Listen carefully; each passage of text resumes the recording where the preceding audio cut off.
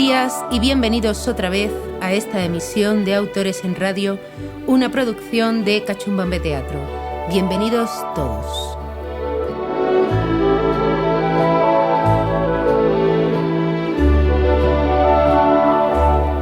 Como anunciamos el jueves pasado, hoy hablaremos de Miguel de Cervantes Saavedra. También daremos a conocer las bases de nuestro concurso de relatos breves y brindaremos, a propósito de la obra cervantina, una frase de este célebre autor para que sirva de título en vuestras propuestas de relatos.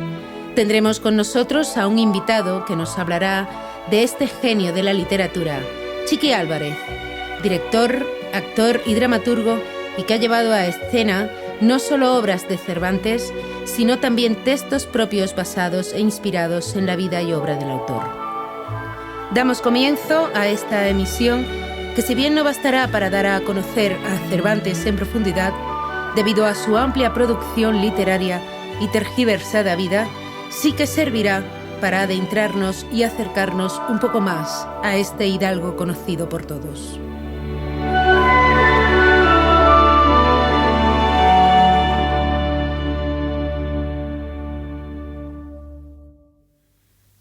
A pesar de la cantidad de información que tenemos de Cervantes, por la exploración continua de archivos, emprendida desde el siglo XVIII y continuada hasta nuestros días, existen muchas interrogantes sobre la infancia del autor y también sobre momentos muy específicos de su vida, concretamente entre los años 1597 y 1604. Sí sabemos que nace en Alcalá de Henares, que se bautiza el 9 de octubre de 1547 y que probablemente nace el 29 de septiembre, día de festividad de San Miguel Arcángel. Tampoco parece existir ningún cuadro de Cervantes.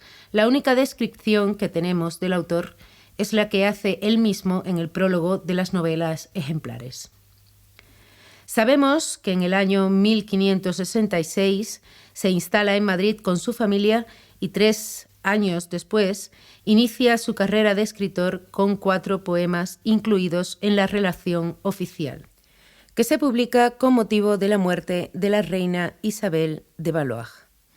En noviembre del año 1569, 3 años después de instalarse en Madrid, a la edad de 22 años, Cervantes está en Roma. Muchas veces se ha relacionado esta ida a Italia con un episodio un tanto turbio de su vida. Cervantes es declarado culpable y acusado de rebeldía después de haber herido en duelo a un tal Antonio de Sigura. Es entonces reclamado por la justicia y condenado a que le corten públicamente la mano derecha. También es condenado a ser desterrado del Reino de España por 10 años. Una vez fuera de la justicia española, estando en Roma, se inicia en el servicio de las armas, entrando en los tercios y pasa 5 años luchando por su país contra la expansión turca, a la orden de don Juan de Austria. A esta lucha se une su hermano Rodrigo un año después de la llegada del autor a la actual capital de Italia. Cervantes participa en la heroica batalla de Lepanto, presidida por don Juan de Austria en el otoño de 1571, antes de su intento de regresar a la península en 1575, combatiendo con gran valentía, según testimonios escritos por sus compañeros. En esta lucha naval recibe 3 arcabuzazos, uno de ellos en el brazo izquierdo, que le inutiliza la mano, ganando el sobrenombre del Manco de Lepanto. Como dijimos hace un momento, Cervantes decide regresar a España a principios de septiembre de 1575. Dicen que deseaba triunfar como poeta o como autor de comedia. A su retorno es prisionero, junto a su hermano Rodrigo, por unos corsarios cerca de las costas catalanas y llevado a Argel. Es curioso porque estos berberiscos piden un rescate a su familia de 500 escudos, porque creían que se trataba de un personaje importante, a causa de 2 cartas de recomendación que traía encima, una firmada por Juan de Austria y otra por el duque de Sesa. El autor dejará huella de este suceso en sus comedias de ambiente argelino Los tratos de Argel y Los baños de Argel. Más de 5 años duró su cautiverio tras 4 fallidos intentos de fuga, 2 por tierra y 2 por mar. Finalmente, ante la imposibilidad de la familia de reunir en solitario aquellos 500 escudos, es rescatado por los padres trinitarios en 1580. Esta liberación le permite desembarcar por fin en Denia, Valencia, a los 33 años de edad. Una vez en España, intenta el autor que se le reconozcan sus logros militares y paralelamente comienza a componer algunas de las comedias, entre ellas La batalla naval, Los tratos de Argel, de la que hemos hecho referencia antes, y El cerco de Numancia, también conocida como La Numancia, La destrucción de Numancia y Tragedia de Numancia. Una tragedia escrita en 1585, inspirada en la derrota de Numancia a manos del poder romano en el siglo II a.C., y que sabemos, por el propio Cervantes y según aparece en el prólogo de sus 8 comedias y 8 entremeses nunca representados, que fue llevada a los corrales de comedia y teatros de Madrid, sin que se les ofreciese ofrenda de pepinos ni de otra cosa arrojadiza. Su argumento se desvela desde un principio, como toda tragedia, para lograr una vigorosa catarsis final. Numancia, una ciudad celtibérica, resiste desde años a las tropas del general Escipión, quien decide cercar a los numantinos para que mueran de inanición. Cansados y desfallecidos, los habitantes se preparan para una salida desesperada, pero las mujeres, temiendo al desenlace con una muerte segura que las dejará desamparadas y a manos de los romanos, impiden la salida con argumentos efectivos y así, con un discurso protagonizado por ellas, logran que los hombres decidan tomar otro rumbo. A propósito del papel de la mujer en las obras cervantinas, el autor trata a las mujeres de un modo mucho más respetuoso y reivindicativo que ningún otro escritor del siglo de oro español, brindándole autonomía y liberándola de la horrorosa carga de ser un objeto de cambio. La mujer de Cervantes es inteligente y desea ser libre, independiente y no esclava de su marido. El autor la dota de una personalidad más profunda y menos convencional que las mujeres creadas por otros dramaturgos de la época. Al final de la tragedia de Numancia, todos los habitantes se dan muerte entre ellos. Cuando los romanos entran, divisan una ciudad inerte, viendo al último de los numantinos arrojarse al vacío. Vamos a dar paso a un fragmento adaptado de esta heroica tragedia, donde intervienen Teógenes y Lira. El primero, un numantino valeroso dispuesto a morir con honor frente a su rival, Escipión.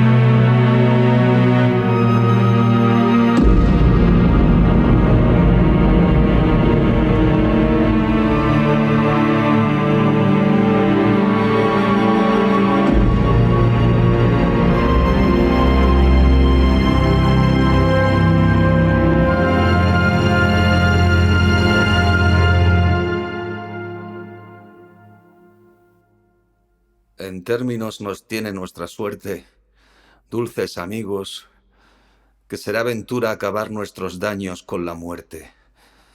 Por nuestro mal, por nuestra desventura, vistes del sacrificio el triste agüero y a Marquino tragar la sepultura. El desafío no ha importado un cero, de intentar qué nos queda no lo siento, sino es acelerar el fin postrero.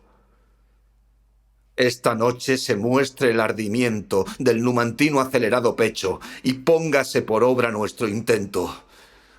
El enemigo muro sea deshecho, salgamos a morir a la campaña y no como cobardes en estrecho. Bien sé que solo sirve esta hazaña de que a nuestro morir se mude el modo, que con ella la muerte se acompaña. Dulces señores nuestros, si en los males hasta aquí de Numancia, padecidos, que son menores los que son mortales, y en los bienes también que ya son idos, siempre mostramos ser mujeres vuestras, y vosotros también nuestros maridos, ¿por qué? En las ocasiones tan siniestras que el cielo airado agora nos ofrece, nos dais de aquel amor tan cortas muestras. Hemos sabido, y claro se parece, que en las romanas armas arrojaros queréis, pues su rigor menos se empece que no la hambre de que veis cercaros, de cuyas flacas manos desabridas por imposible tengo el escaparos. Peleando queréis dejar las vidas, y dejarnos también desamparadas a deshonras y muertes ofrecidas. Nuestro cuello ofreced a las espadas vuestras primero, que es mejor partido que vernos de enemigos deshonradas. Yo tengo en mi intención estatuido que, si puedo, haré cuanto en mí fuere por morir do muriere mi marido. Y esto mesmo hará la que quisiere mostrar que no los miedos de la muerte le estorban de querer a quien bien quiere, en buena o mala, en dulce o amarga suerte. ¿Qué pensáis, varones claros? ¿Revolvéis aún todavía en la triste fantasía de dejarnos y ausentaros? ¿Queréis dejar por ventura a la romana arrogancia las vírgenes de Numancia para mayor desventura? Y a los libres hijos nuestros, ¿queréis esclavos de jayos? ¿No será mejor ahogallos con los propios brazos vuestros? ¿Queréis hartar el deseo de la romana codicia y que triunfe su injusticia de nuestro justo trofeo? Serán por ajenas manos nuestras casas derribadas, y las bodas esperadas hanlas de gozar romanos. En salir hacéis error que acarrea 100.000 hierros, porque dejáis sin los perros al ganado y sin señor. Si al foso queréis salir, llevadnos en tal salida, porque tendremos por vida a vuestros lados morir. Hijos de estas tristes madres, ¿qué es esto? ¿Cómo no habláis? Y con lágrimas rogáis que no os dejen vuestros padres. Decidles que os engendraron libres, y libres nacisteis, y que vuestras madres tristes también libres os criaron. Oh muros de esta ciudad, si podéis, hablad, decid, y 1000 veces repetid: numantinos, libertad. Ablandad, claros varones, esos pechos diamantinos, y mostrad, cual numantinos, amorosos corazones, que no por romper el muro remediáis su mal tamaño. Antes en ello está el daño, más propincuo y más seguro. Desesperación notoria es esta que hacer queréis, a donde solo hallaréis breve muerte y larga gloria. Mi pobre ingenio os advierte que si hacéis esta salida, al enemigo dais vida y a toda Numancia muerte. Mejor es que la aventura o el daño que el cielo ordene, o nos salve, o nos condene, de la vida o sepultura.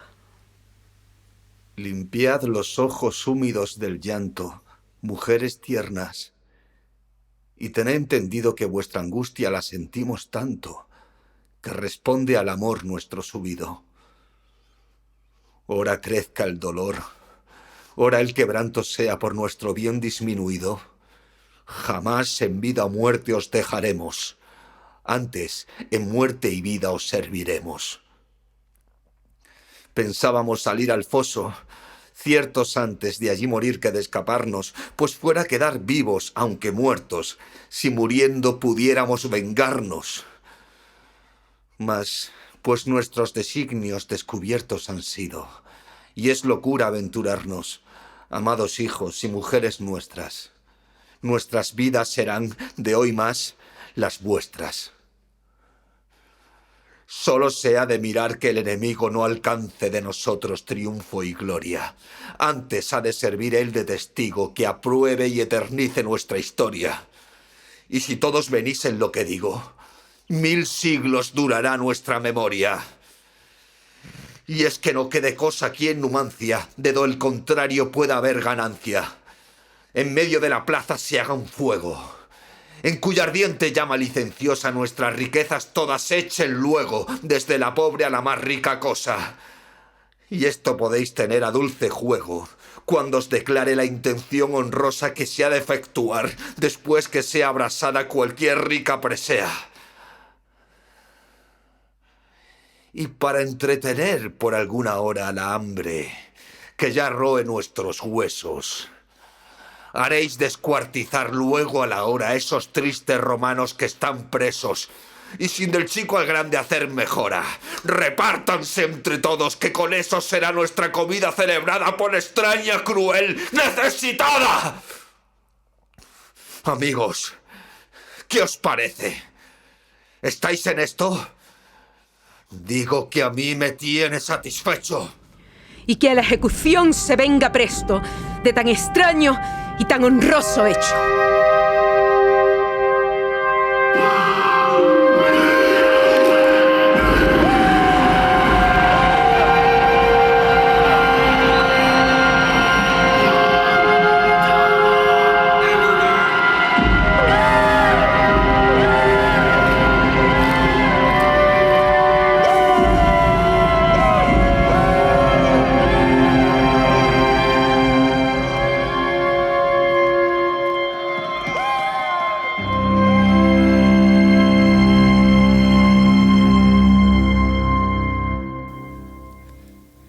De modo simultáneo, Cervantes escribiría la Galatea en este mismo año 1585, una obra que, en una mezcla entre prosa y versos intercalados, muestra el sueño de la Edad de Oro, según Gian Canavaggio. 2 años después, entre los años 1587 y 1593, la premura económica llevan al autor a ejercer el cargo de comisario real de abastos, para más tarde, concretamente desde 1594 hasta los primeros años del 600, iniciarse en el oficio de recaudador, viviendo casi como un nómada por Andalucía, donde recibió denuncias, 2 excomuniones y el encarcelamiento en Sevilla hasta aproximadamente el año 1598, mismo año en que escribe su famoso soneto al túmulo del rey Felipe II en Sevilla. Se abre con estos 2 oficios una etapa de 6 años alejado de toda producción literaria. Sin embargo, ya se fragua en estos años la primera parte del Quijote, según hace ver el propio autor en su prólogo. Estos azares en la vida del autor le brindan la posibilidad, seguramente, de producir una galería de personajes entremesiles dotados de rasgos psicológicos más profundos con respecto a los tipos característicos de la época, según Javier Huerta Calvo, catedrático de Literatura Española en el Instituto del Teatro en la Universidad Complutense de Madrid, que por cierto recomendamos la lectura de su prólogo y edición en Cervantes Entremeses del editorial EDAF 2006. Volviendo al Quijote, la primera parte se edita en 1605, cuando el autor tenía ya más de 50 años, en una época donde el teatro era lo más valorado y la novela carecía de prestigio. Sin embargo, algunos autores se lanzaron a copiarle e incluso, según demuestran los archivos, un tal Alonso Fernández de Avellaneda, seudónimo que en realidad ocultaba la verdadera identidad de este escritor, suplanta a Cervantes en la escritura de una segunda parte de la novela. En el Quijote, Cervantes hace uso de su invención y se sirve de la ironía como nadie, dotando a su protagonista de una personalidad ampliamente ambigua. El hecho que un hombre leyendo novelas de caballería se vuelva loco y al mismo tiempo sea indiscutiblemente un sabio, hace que El Quijote sea una novela única y una obra maestra sin precedentes, y esa dualidad está presente a lo largo de toda la novela. Una obra que se aleja de las convenciones de la época y quizás, por eso, tarda siglo y medio en entenderse profundamente. Vamos a darle la bienvenida a Chiqui Álvarez, que, como antes dijimos, es actor, director y dramaturgo de varias obras llevadas a las tablas madrileñas. Entre ellas, Omnia in Bonum, Opus Freud, Adivina quién vuelve a casa, Eterno Miguel de Molina, esta interpretada junto a Miguel Caiceo y que giró por toda Andalucía. El mortal que desconocía su inmortalidad y El gran plagio. Estas dos últimas, inspiradas en los personajes cervantinos y en un suceso en la vida de Cervantes del que más adelante hablaremos. Bienvenido, Chiqui, ¿cómo te encuentras? Bien, buenas tardes. Buenas tardes. Aquí sobrellevando este confinamiento como buenamente puedo, trabajando mucho, que es lo mejor que hay para que el tiempo pase rápido y nada, esperando que el futuro sea halagüeño y hermoso. Sí, eso esperamos. Oye, Chiqui, yo me preguntaba, ¿por qué te interesa tanto la obra y vida de Cervantes? Es sabido por todos el valor literario de su obra y que Cervantes fue una figura que despertó mucha curiosidad por parte de sus contemporáneos y que todavía sucede esto hasta nuestros días, precisamente por todas las vicisitudes que pasó en vida, pero ¿por qué un dramaturgo contemporáneo que puede escribir sobre sus propias experiencias escribe inspirándose en las obras clásicas de Cervantes y en su vida pasada? A ver, Cervantes entra en mi vida de una forma casual, porque de pronto apareció en mi casa una biografía de Cervantes y la leí. Y entonces me atrajo mucho la persona de Cervantes. Me atrajo sobre todo porque yo inicialmente de cuando era niño, pues me habían enseñado una imagen de un señor estirado, muy serio y como antipático, ¿no? Que te echaba para atrás. Pero cuando leí la biografía me di cuenta que no tenía nada que ver con eso. Que era una persona muy mundana, con un gran sentido del humor y que sobre todo fue a lo largo de toda su vida un grandísimo perdedor. Pero aún así nunca se cansó, o sea, aunque perdía, él seguía luchando, seguía creyendo lo que le gustaba, que era escribir, y estuvo escribiendo hasta el final de sus días. Hay una cosa de lo que tú me has dicho antes que no es del todo exacta y que, al menos lo pienso así, también hay mucha gente, biógrafos, que sí lo ven. Cervantes en su época no fue una persona bien vista. No llegó a tener una gran imagen ante la gente, más bien al contrario, era una persona, bueno, sobre todo los autores de la época, pues iban bastante contra él. De hecho, él fracasó mucho en el teatro y no tuvo demasiado éxito. Es verdad que con El Quijote tuvo un éxito relativo, no mayor al que tuvo, por ejemplo, Mateo Alemán con Guzmán Alfarache, y ahí fue un poco conocido, pero tampoco llegó a tener un conocido, o sea, a ser tan famoso como Lope de Vega, por ejemplo. De hecho, cuando Cervantes muere, solamente hay 6 personas en su entierro, lo cual dice, pues, de lo poco, ¿no?, que atrajo a la gente en su momento. De hecho, El Quijote fue considerado como una obra cómica, lo cual para Lope de Vega y el resto de los escritores de la época, que eran los críticos literarios de entonces, era una obra menor por ser una obra de comedia.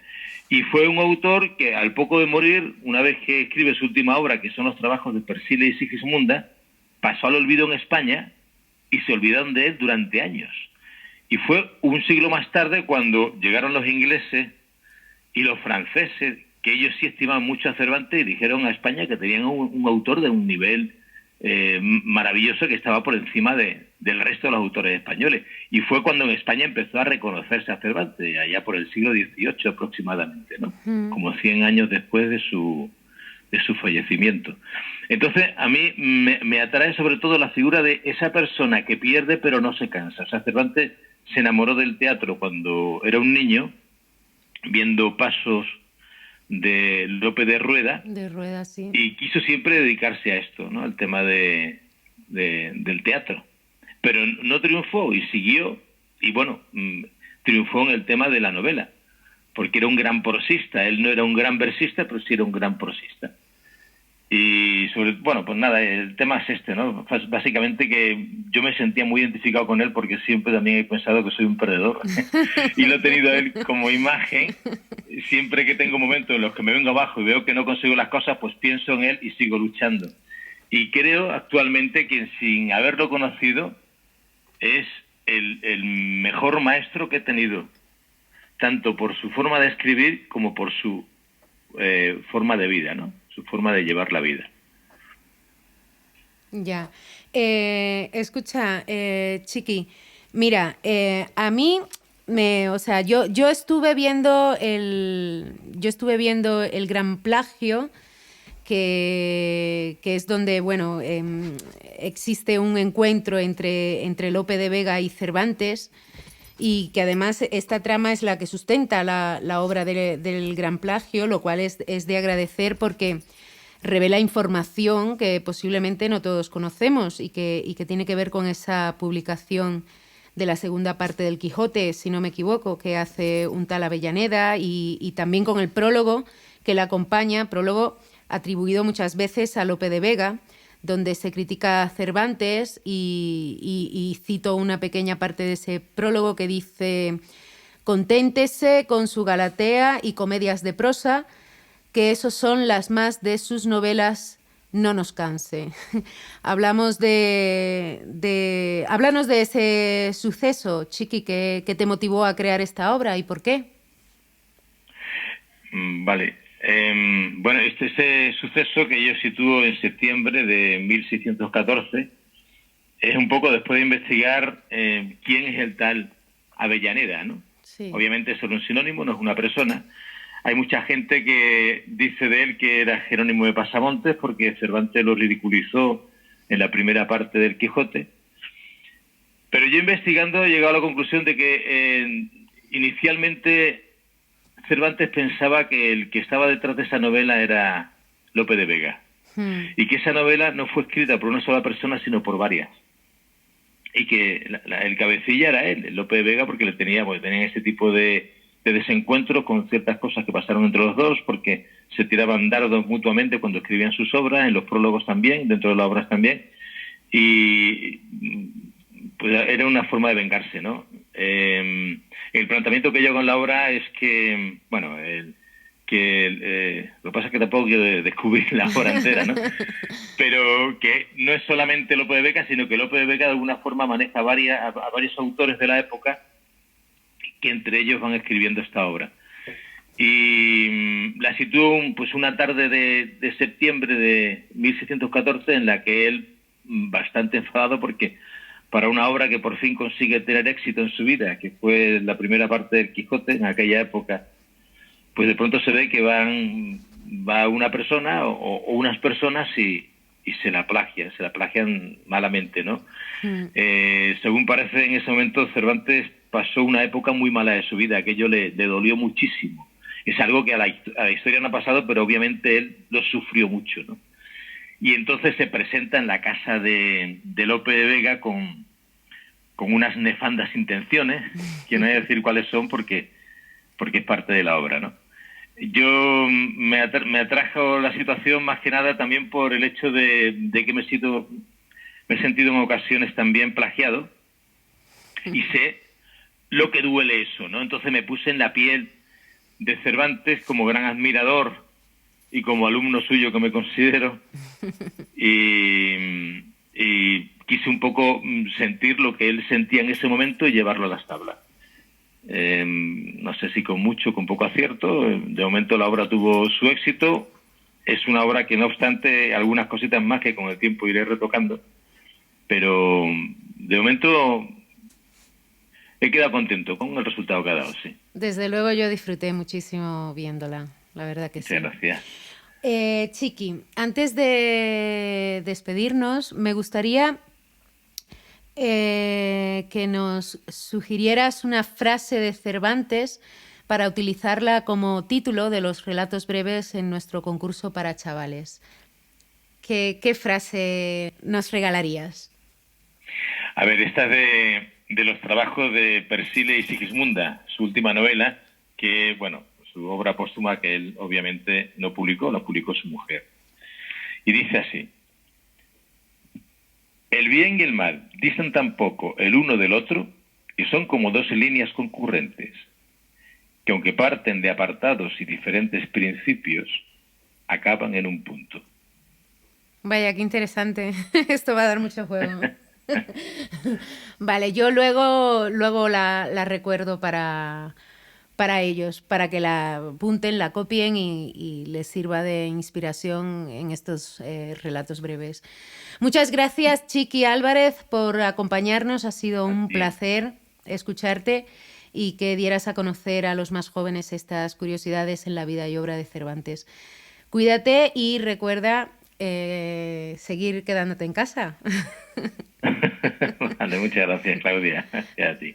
A ti. Hasta luego, Chiqui. Hasta la próxima. Hasta luego. Un beso. Chao.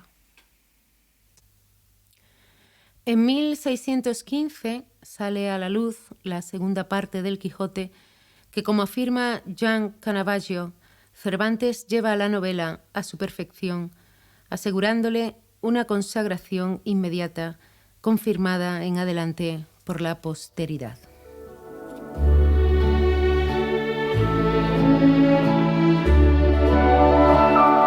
Antes de despedirnos, vamos a informar sobre nuestro concurso de relatos breves.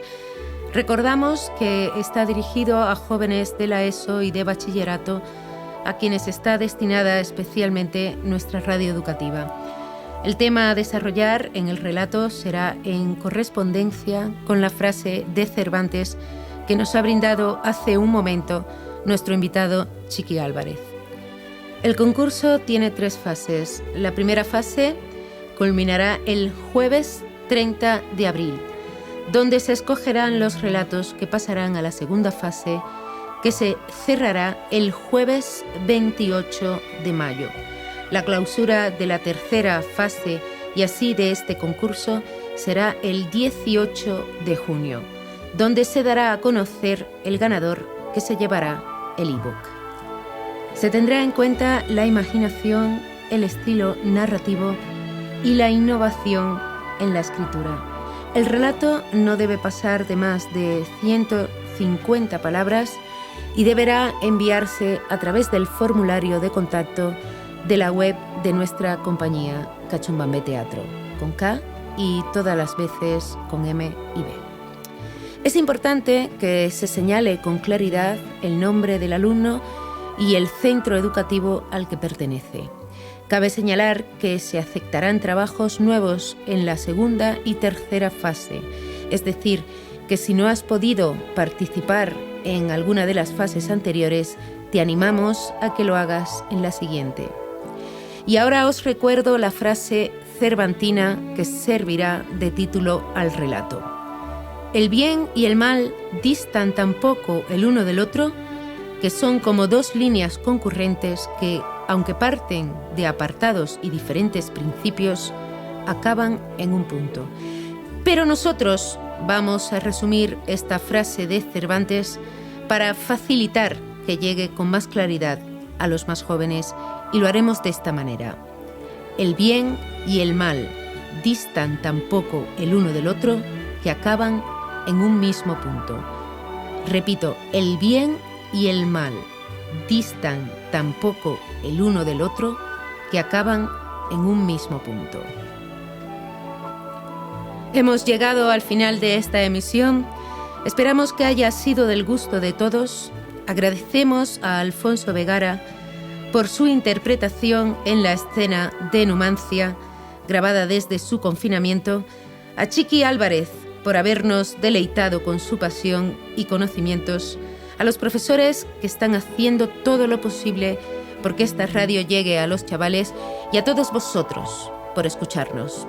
Esto ha sido Autores en Radio, una producción de Cachumbambé Teatro.